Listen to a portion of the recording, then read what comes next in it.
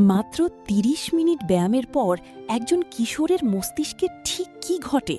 অনেক বাবা মা ভাবেন পরীক্ষার আগে খেলাধুলা মানেই সময় নষ্ট, কিন্তু বিজ্ঞান বলছে সম্পূর্ণ উল্টো কথা। আসল তথ্যটা একটু পরেই বলছি। তার আগে যদি মনে করেন এই কথাটা প্রতিটি বাংলাদেশি পরিবারের জানা দরকার, এখনই লাইক দিন, সাবস্ক্রাইব করুন আর একজন অভিভাবককে শেয়ার করুন।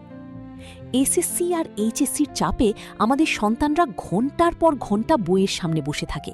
মাঠ বন্ধ, খেলা বন্ধ। আমরা ভাবি বেশি পড়লেই ভালো ফল আসবে, কিন্তু মস্তিষ্ক আসলে সেভাবে কাজ করে না। ব্যায়াম শুরুর মাত্র ২০ মিনিটের মধ্যে মস্তিষ্কে তৈরি হয় BDNF, একটি বিশেষ প্রোটিন। বিজ্ঞানীরা এটাকে বলেন মস্তিষ্কের সার। এই প্রোটিন নতুন স্মৃতি ধরে রাখার ক্ষমতা সরাসরি ৩ গুণ বাড়িয়ে দেয়। অর্থাৎ ব্যায়ামের পরে যা পড়বে সেটা মাথায় থাকে, বসে বসে ঝিমিয়ে পড়ার চেয়ে অনেক বেশি। ২০১৯ সালে দক্ষিণ কোরিয়ার একটি গবেষণায় দেখা গেছে পরীক্ষার আগে ৩০ মিনিট হাঁটা শিক্ষার্থীদের মনোযোগ ছিল ৪০% বেশি শুধু বসে পড়া শিক্ষার্থীদের তুলনায়। আর বাংলাদেশের গরম আর আর্দ্র আবহাওয়ায় এই প্রভাব আরও বেশি কার্যকর, কারণ ঘাম ঝরানোর পরে মস্তিষ্কে রক্তপ্রবাহ স্বাভাবিকের চেয়ে বেড়ে যায়।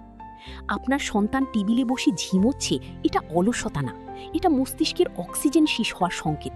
বকা না দিয়ে বলুন, যাও ১০ মিনিট দৌড়িয়ে এসো। ফিরে এসে যা পড়বে সেটা থেকে যাবে। কোন ব্যায়ামটা বাংলাদেশি কিশোরদের জন্য সবচেয়ে বেশি কাজ করে, জিম ছাড়াই শুধু বাসার সিঁড়ি বা ছাদ ব্যবহার করি, সেটা পরের ভিডিওতে বলছি। ফলো করুন যাতে মিস না হয়।